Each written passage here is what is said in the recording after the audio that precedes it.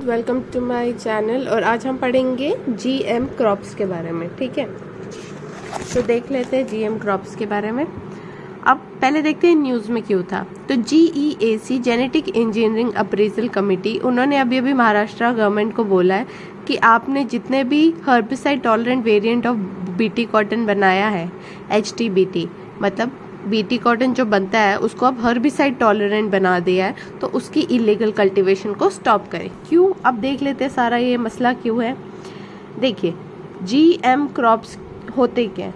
तो basically normal crops होते हैं जिसमें कुछ आर्टिफिशियली जीन्स को डाला जाता है, जिससे क्या हुआ, उनके अंदर चेंजेस आ जाए और वो उनके अंदर कुछ अच्छी प्रॉपर्टीज़ आ जाए। जो जैसे कि अगर मुझे चाहिए कि मेरे हाथ लंबे हो, तो मेरा हाथ काट के एक इनहेरिट करेंगे नया जीन जिससे मेरे हाथ लंबे लंबे हो। ठीक है, तो जो प्रॉपर्टी आपको चाहिए वो जीएम क्रॉप्स होते हैं। तो जैसे कि पेस्टिसाइड रेजिस्टेंट बना दो उसको, अगर उसमें क्रॉप में डालो, पेस्ट अगर उस पर अटैक करे तो उनको कुछ हो ही नहीं। ठीक है, हर्बिसाइड टॉलरेंट बना दो, ड्रॉट रेजिस्टेंट बना दो कि बारिश आए वो क्रॉप्स को कोई नुकसान ना हो। अब इकलौता एक ऐसा जीएम क्रॉप है जो हमारे इंडिया में लीगल कल्टीवेशन के लिए परमिट है, वो है बीटी कॉटन। ठीक है, अब हुआ क्या, HTBT हर्बिसाइड टॉलरेंट आ गया। करंटली इंडिया ने ओनली जीएम कॉटन परमिट किया है। ठीक है, जिसके पास कौन कौन से वेराइटीज या हाइब्रिड्स हो, क्राई 1AC या फिर क्राई 2AB जीन्स हो। ठीक है, जो कि हम कहाँ से मिलता है, क्राई 1AC और क्राई 2AB, बैसिलस थुरिनजेनेसिस। ठीक है,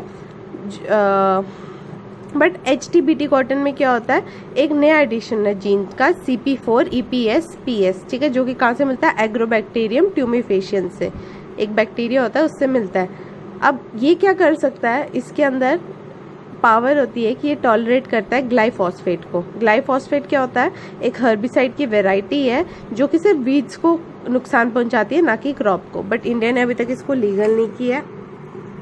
ठीक है, इंडिया में जो ग्लाइकोफॉस्फेट है वो सिर्फ किसकी यूज के लिए अभी तक रखा गया, टी और जो नॉन क्रॉप एरियाज। तो इसलिए अभी जो HTBT कॉटन डेवलप हुआ है, तो इसीलिए गवर्नमेंट जो बोल रही है महाराष्ट्र को, इसका इलीगल जो बेचना है उसको खत्म करें। अब GEAC क्या है, जेनेटिक इंजीनियरिंग अप्रेजल कमेटी, कौन सी मिनिस्ट्री के अंदर आता है, ministry of environment, forest and climate change. अब ये क्या होती है, ये बॉडी सबसे टॉप मोस्ट बॉडी है कि जितनी भी हजार्डियस माइक्रो ऑर्गेनिज्म या रिकॉम्बिनेंट रिसर्च में लेकर या individual production from environmental angle, इनसे लेकर जो भी डिसीजंस है यही बॉडी लेती है। ठीक है, अभी किसके लिए रिस्पॉन्सिबल होती है, it is responsible for approval of proposals related to release of genetic engineered organism and product into the environment including experimental field trials। जैसे कि इनको प्रपोजल्स आते हैं कि हमने एक नया जेनेटिकली इंजीनियर्ड ऑर्गेनिज्म डेवलप किया, ये प्रोडक्ट डेवलप किया जो उसको हमें एनवायरनमेंट में भेजना है। तो अगर उसको बनाकर किसी की लैब ने बनाया तो पहले इस कमेटी का अप्रूवल लेना पड़ेगा, उसी के बाद उस पर एक्सपेरिमेंट या कुछ भी शुरू हो सकता है। ठीक है, आपको समझ आया जीएम क्रॉप्स। अब हम पढ़ेंगे गोल्डन राइस के बारे में। तो गोल्डन राइस इज बेसिकली एक राइस की वेराइटी होती है जिसमें बहुत सारा विटामिन ए होता है। आपको पहले पता होना चाहिए विटामिन ए क्यों इम्पोर्टेंट है, क्योंकि अगर हमारी बॉडी में विटामिन ए की डेफिशिएंसी हो तो हमें क्या हो सकता है, नाइट ब्लाइंडनेस हो सकती है, आंखों की डिजीजेस, ठीक है, या ज़ेरोफ्थेल्मिया हो सकता है। अब होता क्या है, अभी इंटरनेशनल राइस रिसर्च इंस्टीट्यूशन ने इसको बनाया है, गोल्डन राइस को। It is a collective name of rice varieties that are genetically modified to counter vitamin A deficiency in the developing countries। तो हमारी जितनी भी डेवलपिंग कंट्रीज़ हैं उनमें जिन लोगों में विटामिन ए की डेफिशिएंसी है, इसलिए इस राइस को मॉडिफाई करके गोल्डन राइस बनाया ताकि लोगों की विटामिन ए की डेफिशिएंसी ख़त्म हो सके। तो पहला स्ट्रैंड इसका किसने बनाया था, एक यूरोपियन साइंटिस्ट था 1990s में, इसका पहला स्ट्रैंड बनाया था। ठीक है, अब इसमें होता क्या है, जैसे बाकी राइस होते हैं उसके मुताबिक ये थोड़ा डिफरेंट होता है। क्यों? क्योंकि इसमें एक स्ट्रैंड मेज का होता है और एक बैक्टीरियल ओरिजिन का होता है, और ये दोनों मिलकर एक production of pro vitamin A की करते हैं। अब प्रो विटामिन ए क्या होता है, तो प्रोवाइटामिन है जिसको हम बीटा कैरोटीन भी बोलते हैं, जैसे कि आपके कैरेट्स में होता है जो येलो ऑरेंजिश कलर देता है। Colour the grains yellow orangish, that is hence the name beta carotene. ठीक है, once absorbed in body it is converted to vitamin A. तो जब आप ये खाते हो तभी कहते हैं गाजर ज़्यादा खानी चाहिए, उससे आपकी आंखों की रोशनी तेज होती है, क्योंकि गाजर में बहुत सारी बीटा कैरोटीन होता है। तो जैसे ही आप उसको एक बार बीटा कैरोटीन खा लिया तो वो आपकी बॉडी में कन्वर्ट हो जाता है विटामिन ए में। ज़्यादातर आपको फ्रूट्स में मिलेगा, वेजिटेबल्स में मिलेगा, जैसे मैंने आपको बताया कैरेट्स भी ऑरेंज इसी रीज़न से होते हैं।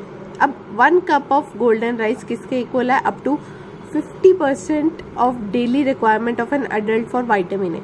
तो आपको डेली कितना विटामिन ए बॉडी में जाना चाहिए? अगर आप 1 कप गोल्डन राइस खाते हो तो आपका 50% जो विटामिन ए है वो इसी में पूरा हो जाता है। इसको नॉर्मल तरीके से ग्रो किया जाता है जैसे बाकी राइस को ग्रो किया जाता है, कोई एक्स्ट्रा कॉस्ट नहीं लगती। जो पानी है उस 30% कम चाहिए होता है एज कम्पेयर टू बाकी राइस से। एक नेगेटिव पॉइंट है कि आप इसको 3 महीने से ज़्यादा स्टोर करके नहीं रख सकते हो, सिर्फ एक इसका नेगेटिव पॉइंट है। अब IRRI international rice research institute, ठीक है, इसने, मैंने आपको बताया कि इसने अभी ग्रो किया है, तो इट इज़ एन, इसके बारे में पढ़ लेते हैं। IRRI it's an independent non profit research and educational institution, 1960 में बना था।